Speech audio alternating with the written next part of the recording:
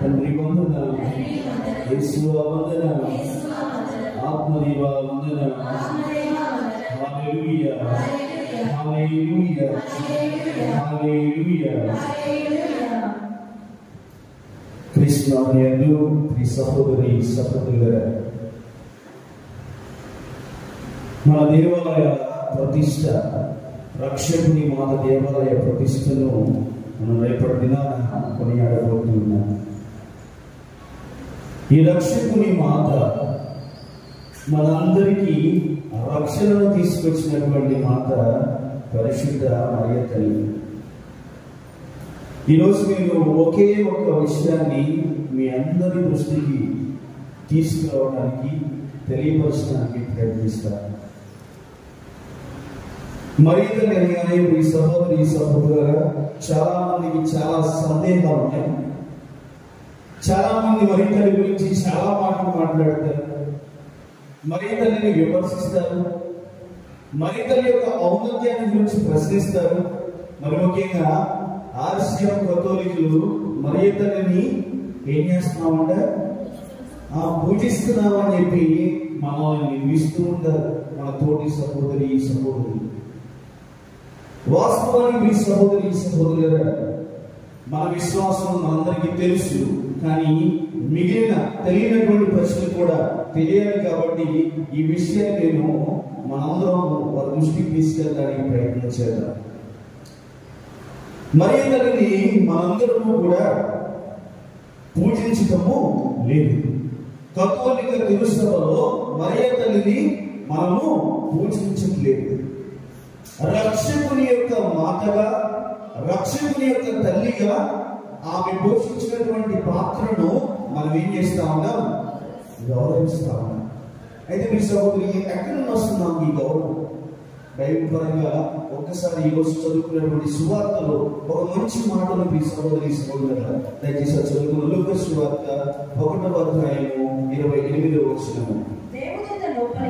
దేవదూత లోపలికి వచ్చి ఆమెతో అనుగ్రహ పరిపూర్ణురాలా, నీకు శుభము, ప్రభువు నీతో. Praise the Lord, praise the Lord, praise the Lord. ఈ మాట ఎన్నిసార్లు అనుకున్నారండి? చాలాసార్లు మన ఏ పండుగ వచ్చినా, మరియ తల్లి పండుగ లేకపోతే ముఖ్యమైనటువంటి పండుగలన్నింటిలో కూడా మరియ తల్లికి సంబంధించినటువంటి వాటిని ఈ మాట వింటూనే ఉంటారు. అనుగ్రహ పరిపూర్ణురాలా, నీకు శుభం. అనుగ్రహాలను అంటే పరిపూర్ణంగా, అంటే ఎలాంటి వెలికి లేకుండా, ఎలాంటి లోటు లేకుండా అనుగ్రహాలను పరిపూర్ణంగా పొందుకున్నటువంటి ఓ స్త్రీ నీకు శుభము అంటున్నాడు. ఎందుకు ఈ సహోదరి అనుగ్రహం అంటే అనుగ్రహం, ఆశీర్వాదం, ఆశీర్వాదం, దీవెన అంటే అన్నీ వస్తాయి. నిజానికి అనుగ్రహం అంటే ఏంటి?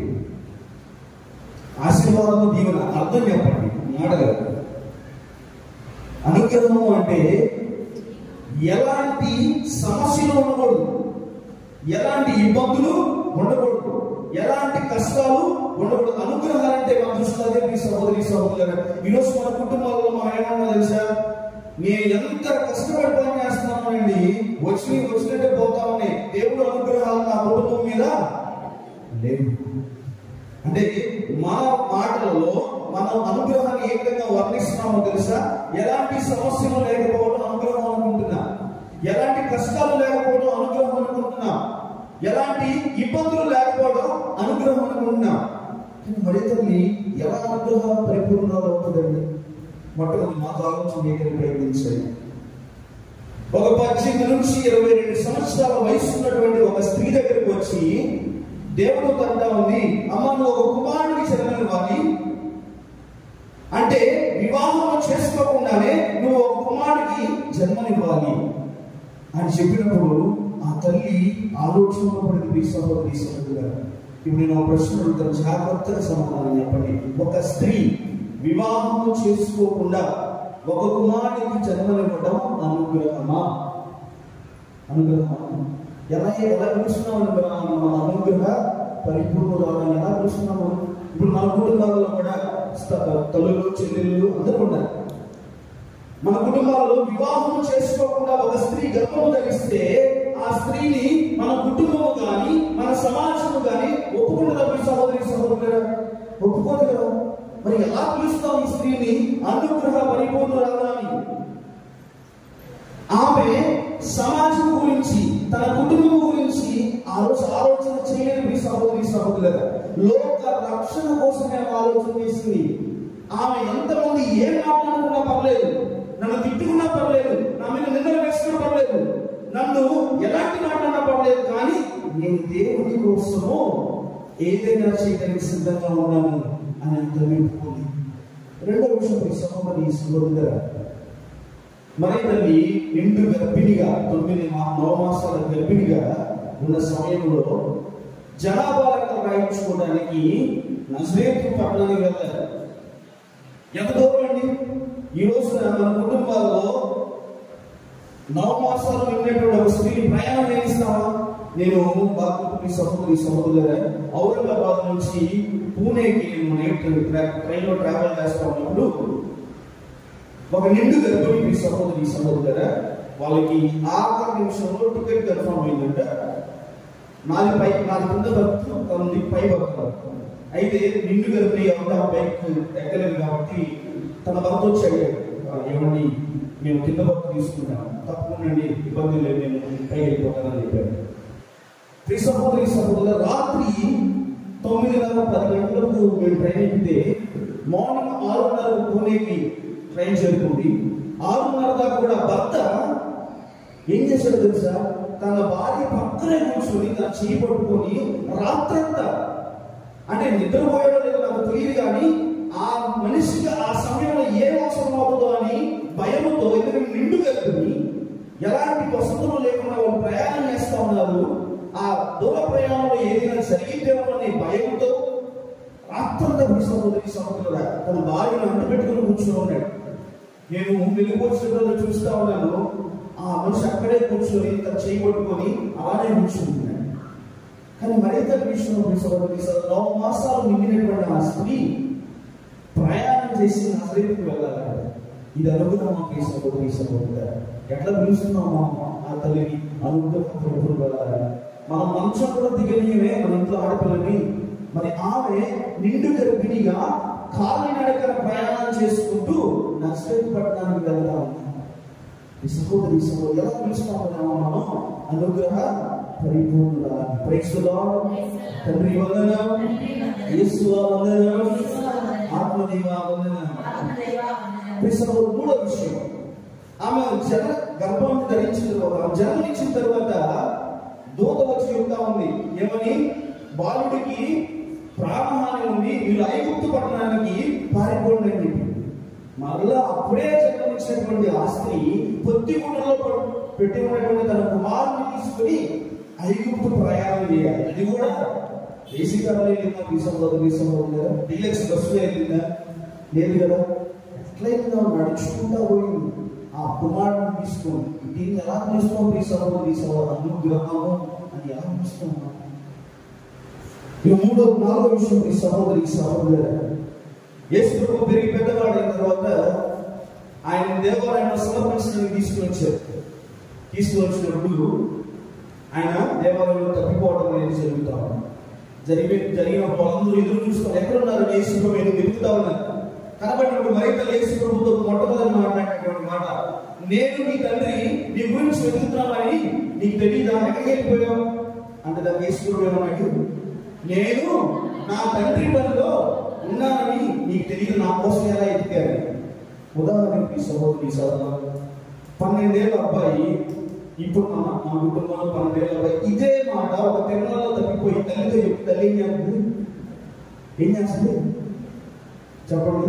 12 ఏళ్ళ అబ్బాయి కానీ 12 ఏళ్ళ అమ్మాయి కానీ తిరుమలలో తప్పిపోయి దొరకగానే అక్కడికి వెళ్ళిపోయి ఒక భావం తెలియదంటే నీ తండ్రి పని మీద ఉండాలి అని చెప్పి ఓడంటే ఆ తల్లి ఎలా తీసుకోవాలి? సహోదరి సహోదరు అలాంటి విషయాలంటే యేసు ప్రభువుని ఆ తల్లి లోక రక్షణ కోసం ఎంత అర్థం చేసుకుందో ఈ మాటలో ఒకసారి ఆలోచించాలి.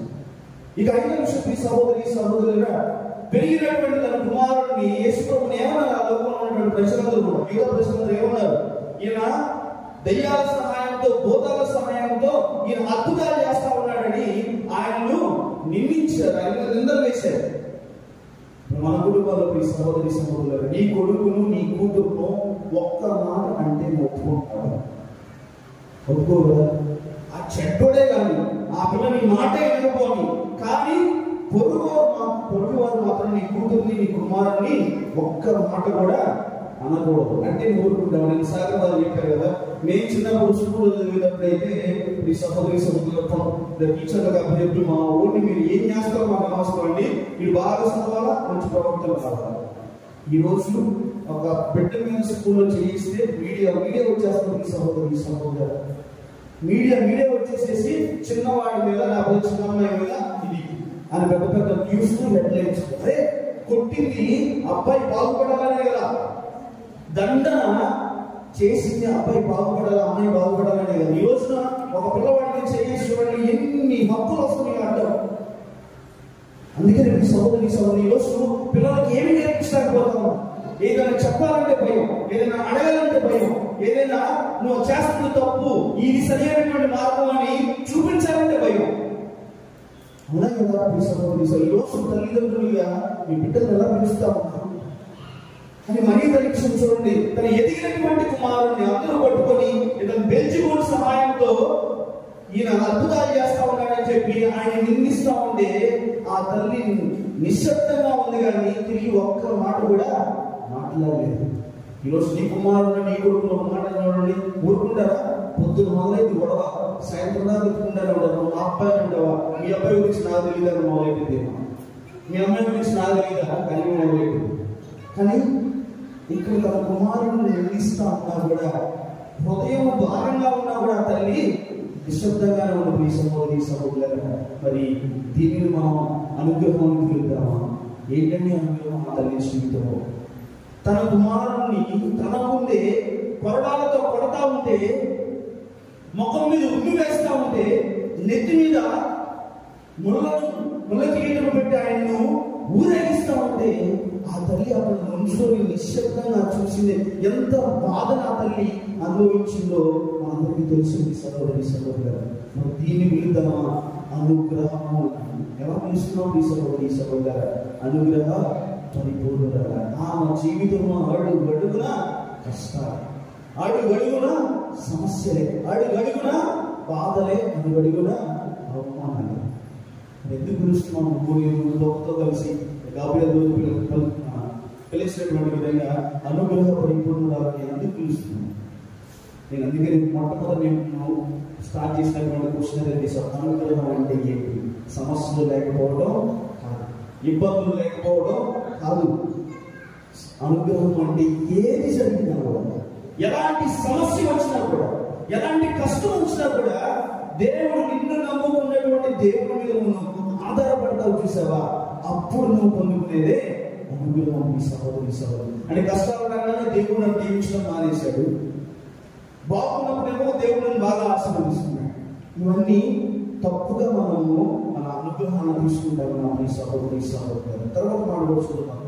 అనుగ్రహ పరిపూర్ణ శుభము ఎవరున్నారు నీతో? ఏదైనా నీతో ఉన్నాడు, దేవుడు నీతో ఉన్నాడమ్మా. దేవుడు నీతో ఉన్నాడు కాబట్టి నువ్వు అనుగ్రహ పరిపూర్ణురాలు. ఈరోజు మనతో ఎవరున్నారు? మీ సహోదరులరా, ఈరోజు మనం మన దగ్గర ఉన్నటువంటి చదువును, డబ్బును, అధికారాలను చూసి మనం రెచ్చిపోతా ఉంటాం. మనతో ఉండే డబ్బు కానీ, మనతో ఉండేటువంటి అధికారులు కానీ, ఈ లోకానికి సంబంధించిన ఏది కూడా మనం గొప్పవారిని చేయలేదు. ప్రభువు నీతో ఉన్నారు కాబట్టి, ప్రభు ఆమెతో ఉన్నారు కాబట్టి ఆ తల్లి పరిపూర్ణవంతురాలు, అనుగ్రహాలు పరిపూర్ణంగా పొందుకున్నటువంటి స్త్రీ. తల్లి తండ్రి వందనం, ఈశ్వ వందనం, ఆత్మదేవ వందనం.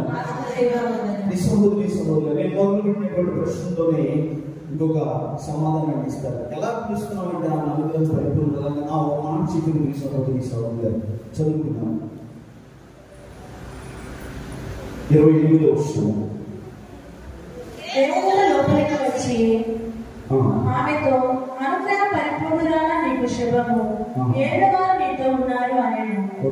మరి మరియమ్మ ఆ పలుకులకు కలత చెంది ఆ శుభము ఆ శుభవచనం ఏమిటో అని ఆలోచించుండగా దేవుడు మరియమ్మ భయపడకు, నీవు దేవుని అనుగ్రహాలు పొందుకున్నావు. చూడండి సహోదరి సహోదరులారా, ఈ లోకానికి సంబంధించినటువంటిది కాదు, దేవుని యొక్క అనుగ్రహాలు పొందుకున్నావు కాబట్టి నువ్వు భయపడద్దు. ఈరోజు క్రైస్తవులంగా మీ సహోదరి సహోదరు మనం కూడా మరి తల్లిని ఏదైనా మాట్లాడగానే మన దగ్గర సమాధానం ఉండదండి. అవునా, మేము ఆరాధిస్తున్నావా, నిజమా, పూజిస్తున్నావా అనే దగ్గర ఆగిపోతున్నాం. కానీ నేను మరి తల్లిని గౌరవిస్తా ఉన్నాను. ఒక కథోలిక విశ్వాసుడిగా నేను మరియ తల్లిని గౌరవిస్తా ఉన్నాను. ఎందుకంటే దేవుడు ఆమెతో నడిపించాడు. దేవుడు ఆమెకు తోడుగా ఉండి భయపడకు, నేను నీతో ఉన్నాను కదా అని చెప్పి దేవుడు ఆమె నడిపించాడు. సహోదరి అందుకనే మనం ఆ తల్లిని గౌరవిస్తా ఉన్నాం. ఆ తల్లికి ఇవ్వాల్సినటువంటి మర్యాదను మనం ఇస్తా ఉన్నాం.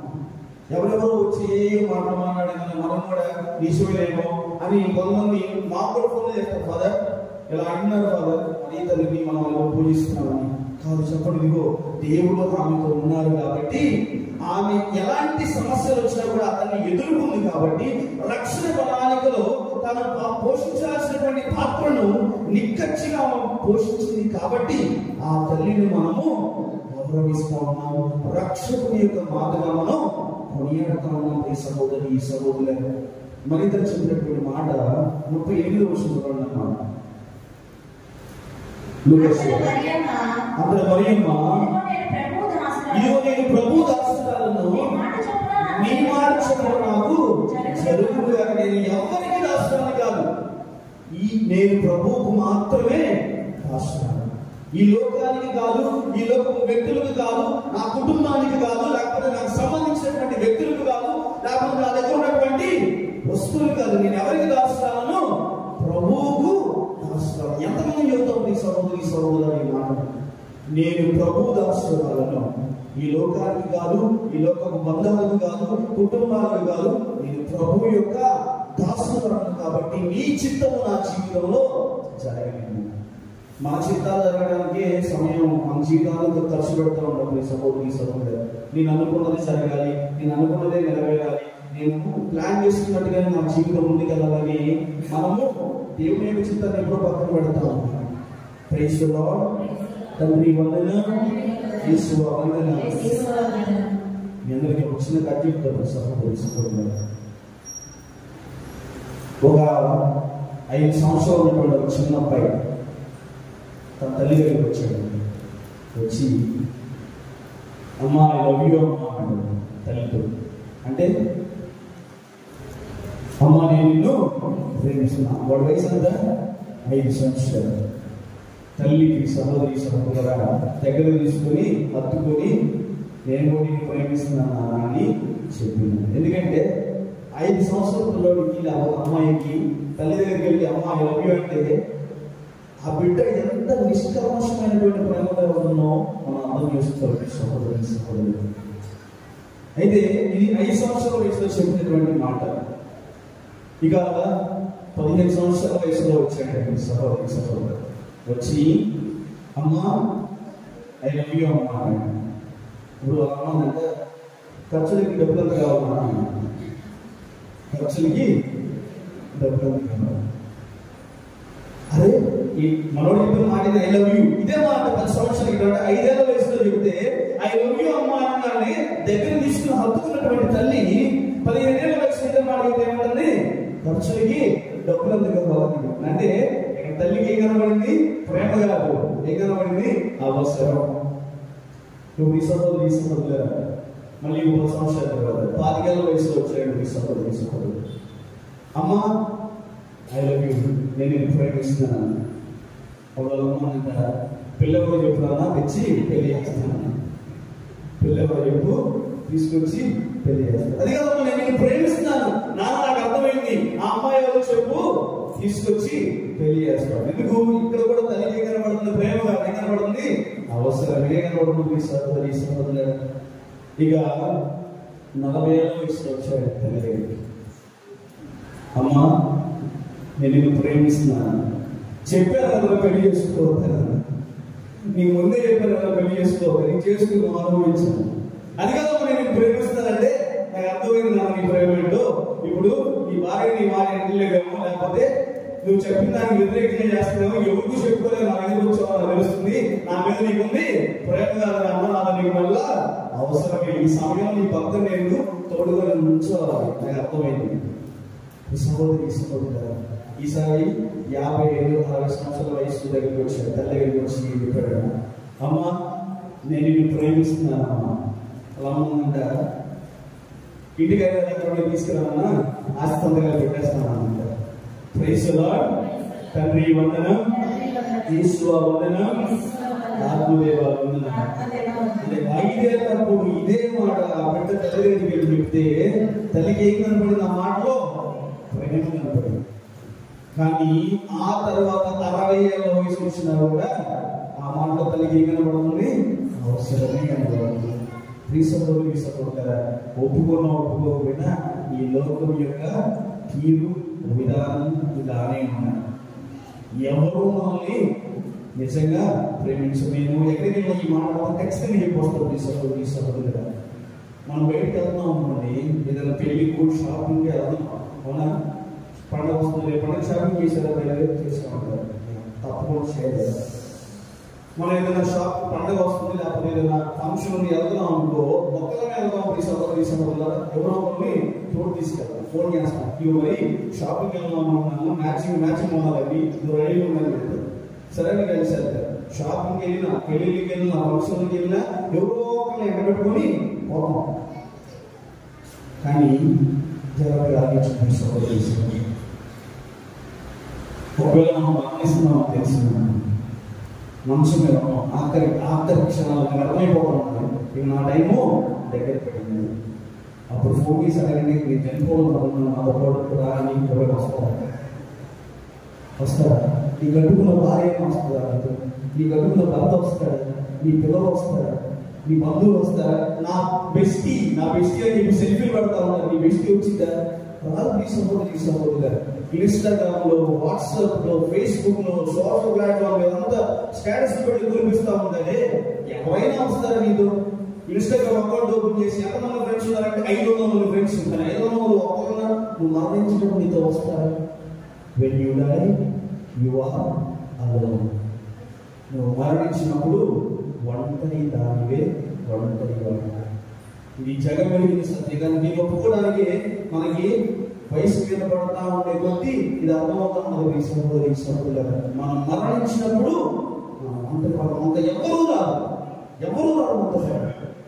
మరి అలాంటి ఈ లోకంలో అలాంటి బంధాల మధ్య ప్రభు అంటున్నట్టు నా తల్లిని ఆదర్శంగా తీసుకోండి. సమస్తాన్ని లోకాన్ని రక్షించడానికి లోక ప్రణాళిక కోసము ఆ తల్లి త్యాగం చేసుకుంది. ఇప్పుడు అర్థం చేసుకుని సహోదరులారా, ఆ మరియ తల్లి మన కోసం చేసినటువంటి త్యాగం. మరియ తల్లి మనం పురవీధుల్లో ఊరేగిస్తామంటే చాలా మంది విమర్శిస్తున్నారు. ఏమని? ఎందుకు మరియ తల్లి ఊరేగిస్తా ఉన్నారు? మీకు వేరే వాళ్ళకి తేడా ఏంటంటే చెప్పండి. సమాధానం ఏంటంటే, ఇదిగో మొట్టమొదటి బైబిల్ గ్రంథంలో మొట్టమొదటి అద్భుతం కానాపల్లిలో జరిగింది. సహోదరి అందరికీ తెలుసు. ఆ తల్లి ఆ ఇంట్లోకి వెళ్ళింది.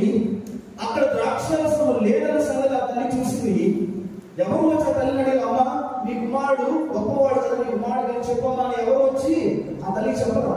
ఆ తల్లి ఆ కుటుంబంలో ఉన్నటువంటి అవసరతను గుర్తించింది కాబట్టి యేసుప్రభు దగ్గరికి చెప్తా ఉంది, అయ్యా ఈ కుటుంబము అవసరతలో ఉంది, ఇక్కడ ద్రాక్షరసము కొరవైంది.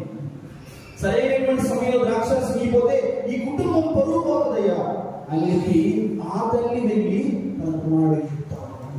మీ సహోదరుగా మన కుటుంబాల్లో అవసరతలు ఆ తల్లి తెలుసుకోవడానికి మనం మన వీధుల్లో తిప్పుతా ఉన్నాం. నా కుటుంబంలో ఒకటి రా తల్లి, నా కుటుంబంలో ఏ కష్టం ఉందో, నా కుటుంబంలో ఏ సమస్య ఉందో నువ్వే చూడు తల్లి, ఇదిగో నీకు మాట్లాడి ప్రార్థన చేయగలి అని చెప్పి మనము మన పుర వీధులలో మన ఇళ్ళ మధ్యన ఆ తల్లిని మనం ఊరేగిస్తాం. ఎందుకంటే ఆ తల్లి కనుక మనతో పాటు కలిసి మన కుటుంబంలో వస్తే సహోదరు కానాపల్లిలో ఏ విధంగా అడగకుండానే తన కుమారుడు చెప్తా ఉన్నావు.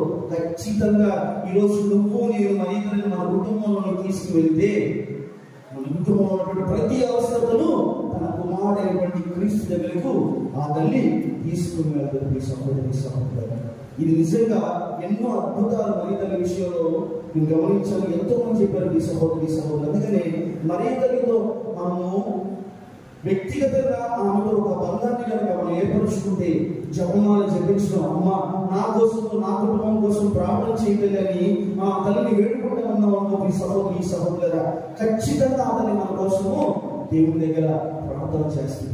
ఆమె మధ్యస్థ ప్రార్థన చాలా బలమైనది సహోదరుల. Praise the lord. తండ్రి వందనం, యేసు వందనం, ఆత్మదేవ వందనం.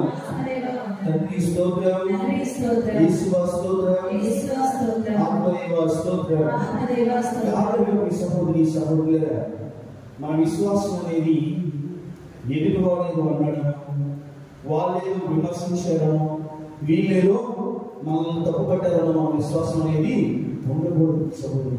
ఈరోజు కథోలిక సంఘం, నిజంగా కథోలిక కుటుంబాలు ఎదుర్కొంటే సమస్య ఏంటంటే, వాళ్ళేదో అన్నారని చెప్పి వాళ్ళతో పాటు కలిసి వాళ్ళు ఉడిగిపోతారు, వీళ్ళేదో అన్నారని చెప్పి వీళ్ళతో పాటు ఆ ఉడిగిపోతారు. అదే బట్టి అక్కడ వాక్యం ఉంది, ఇక్కడ వాక్యము కాదు సహోదరి. నీ విశ్వాసం ఎలాంటిది? ఇక్కడ వాక్యం చెప్పినా చెప్పకపోయినా నీ విశ్వాసం గొప్పదే, నువ్వు రక్షింపబడతావు. నీ విశ్వాసం నువ్వు నమ్ముకున్న దేవుడు గొప్పవాడు కాబట్టి, నువ్వు నమ్ముకున్నటువంటి నీ నమ్మకం గొప్పది కాబట్టి నువ్వు రక్షింపబడతావు. ఇక్కడ ఫాదర్ చెప్పినటువంటి వాక్యం వల్ల కాదు నువ్వు రక్షింపబడదు, నీ విశ్వాసం వల్ల నువ్వు రక్షింపబడతావు. మేము చెప్పేటువంటి వాక్యాలు, మేము బోధించేటువంటి బోధన మీరు సరైనటువంటి మార్గంలో విశ్వసిస్తారని చేస్తున్నారు, కానీ ఏదో మా ప్రసంగాల వల్ల మీరు రక్షింపబడుతున్నారంటే కాదు మీ సహోదరి. అసలు ఎవరి ప్రసంగాల వల్ల కూడా ఈ లోపల రక్షణ లేదండి. మనం నమ్ముకున్నటువంటి విశ్వాసం వల్ల మాత్రమే రక్షింపబడతాం. రోజు మీ సహోదరుల ఒక 50 ఏళ్ళు నిండినటువంటి ఒక వ్యక్తికి ఇంటి కూర్చొని ఉన్నాడంట. కూర్చొని ఆలోచన చేస్తామంటే పక్కన నీకు ఒక ఆయన వచ్చి అడిగాడు, ఏదో నుంచి చేయడానికి కూర్చొని ఆలోచిస్తున్నావు సీరియస్గా అంటే, మా అమ్మ చిన్నప్పటి నుంచి ఒక మాట చెప్పేది, ఆ మాట గురించి ఆలోచిస్తున్నాను. ఏంటి ఆ మాట అంటే సహోదరుల, ఈ బడికి వెళ్ళేటప్పుడు అంటే వాళ్ళు ఏమన్నారంటే, నాన్న నీ తోట వాళ్ళందరూ బాగా చదువుతున్నారు, నీ తోట ఉన్న వాళ్ళందరూ కూడా బాగా చదువుతున్నారు, నువ్వు ఒక్కడే సరిగ్గా చదవడం, నువ్వు ఇలా సరిగ్గా చదవకపోతే ఆ నలుగురు ఏమనుకుంటారా అన్నారు. ఆ నలుగురు, ఇప్పుడు ఆ నలుగురు గురించి ఆలోచిస్తున్నాడు. 50 ఏళ్ళ వయసులో ఆ నలుగురు బాగా గురించి అనుకునేది. సరే అక్కడితో ఆగినా, నా బాగా చదువుకోతే ఆ నలుగురు ఏదో అనుకుంటారంటే ఆ నలుగురు కోసం చదవడం మొదలుపెట్టాడు, చదివాడు, అయిపోయాడు. ఇప్పుడు మళ్ళీ అమ్మంటుందంటే, నాన్న నీ తోటలో ఉద్యోగాలు చేస్తున్నావా, నువ్వేమో గాలి తిరుగుతున్నావు, ఏమనుకుంటారా ఆ నలుగురు నీ గురించి అని. మళ్ళీ ఆ నలుగురు ఏదో అనుకుంటారని ఇప్పుడు ఏం చేశాడు, కష్టపడి ఏదో ఉద్యోగం తెచ్చుకుంటాడు. ఎక్కడో ఆగిన మీ సోదరులు మళ్ళీ వచ్చారంటే, నాన్న నీ తోటలో పెళ్లి చేసుకున్నారా, నువ్వు పెళ్లి చేసుకోకపోతే ఏమనుకుంటారా ఆ నలుగురు అంటారు. మళ్ళీ ఆ నలుగురు ఏదో అనుకుంటారని భయం ఏం చేసాడు, పెళ్లి కూడా చేసుకున్నాడు ఈ సహోదరి. ఇక ముందుకు వెళ్ళిన తర్వాత, నాన్న నీ తోటలో అందరికీ పిల్లలు ఉన్నారా, నీ పిల్లలు లేవు, ఇప్పుడు కింద ఆలోచించకపోతే ఎట్లా అనగానే మళ్ళా ఆ నలుగురు ఏదో అనుకుంటారని చెప్పి పిల్లలు మళ్ళీ సాగుతారే వచ్చి మా అమ్మ అంటే, నాన్న నీ తోటలో మా పిల్లలకి పెళ్లి చేశారు, నువ్వు చేయవా అనగానే మళ్ళీ ఆ నలుగురు ఏదో అనుకుంటారని చెప్పి మళ్ళీ ఉన్నదో లేదో అప్పులు చేసి సహోదరుల పెళ్లి చేశాడు. ఇప్పుడు 50 ఏళ్ళ వయసు వచ్చి కూర్చొని ఆలోచిస్తున్నారు, ఎందుకు ఆ నలుగురు ఎవరు, అందుకే ఆ నలుగురు ఎవరు చిన్నప్పటి నుంచి మాకు చెబుతానే ఉంది. ఆ నలుగురు ఎవరుకుంటారు, ఆ నలుగురు కోసమే జీవితం మొత్తం 50 ఏళ్ళ వయసు వచ్చినా గడిపెట్టి సహోదరుల. ఇప్పుడు ఏం చేయాలి, కూర్చొని ఆలోచన చేసి చేయడానికి ఏం లేదు. 50 ఏళ్ళు దాటిపోయి ముందుకు వచ్చావు, కనీసం 50 నిమిషాలు వెనక్కి కూడా నువ్వు పోలేదు. ఇప్పుడు ఏం చేయాలి సహోదరు? ఇప్పుడు మన విశ్వాసం కూడా అందుకే చెప్తా ఉన్నా, వాళ్ళు ఏదో అన్నారు, ఆ నలుగురు ఏదో అన్నారు, 5 ఏదో అన్నారు అని చెప్పి విశ్వాసాన్ని మాత్రము కోల్పోవడం సహోదరు. ఆ తల్లి యొక్క మధ్యస్థ ప్రార్థన ఎంత బలమైందంటే, అది ఒక్కసారి నువ్వు అడిగించు. నిజంగా నేను చదువుకుంటా ఉన్న సమయంలో ఈ 2 సంవత్సరాల్లో లేట్ నైట్స్ 1 గంట 2 దాకా పనిచేసి ఇక తెల్లారి క్లాస్కి వెళ్ళాలి, కాలేజ్కి వెళ్ళాలి, ఓపుకుండేది చదివిస్తాను కూడా చెప్పుకున్నాను. తల్లి ఎలా సహాయం అయ్యి చదువైపోవాలి, ఎందుకంటే నిద్రలేని ప్రార్థనలు పిలిచిపోతుంది సహోదరు. ఎన్నిసార్లు నా తల్లి ప్రార్థన చేసుకున్నానో, నా ఎగ్జామ్స్ కానీ లేకపోతే నేను చదివినటువంటి చదువు కానీ, నా పేపర్ వర్క్ కానీ మొత్తం అనుకున్న సమయాన్ని అనుకున్నట్టు ఆ తల్లి మధ్యస్థ ప్రార్థన చేయలేదు మీ సహోదరు. అందుకని చెప్తా ఉన్నా, ఈ రోజు నీ కుటుంబంలో ఒక అవసరం ఉందా? ఆ తల్లికి చెప్పమ్మా, నా కోసము నీ కుమారుడు చెంత ప్రార్థన చేయి. నీ ప్రార్థనను నాతో కలిపి చేసేటువంటి నీ ప్రార్థనను దేవుడు ఆలకిస్తాడని ఈ సభకు తీసుకున్న మనసులో ఉన్నటువంటి విన్నపాలన్నీ కూడా ఆ తల్లి దగ్గర ఉంచుతాం. ఆ తల్లి మన కోసము ప్రార్థించడానికి, మనందరినీ రక్షించడానికి ఆ తల్లి ఎప్పుడు కూడా సిద్ధంగా ఉంది అన్న విషయాన్ని మనం మళ్ళా గుర్తుకోవాలి. సహోదరుగా ఆ తల్లిని, మన కుటుంబాలందరినీ, మన కుటుంబాలన్నింటినీ ఆ తల్లి యొక్క మధ్యస్థ ప్రార్థన ద్వారా దేవుడు మనం దీవించాలని ప్రార్థన చేద్దాం. పిత, పుత్ర, పరిశుద్ధాత్మ నామమున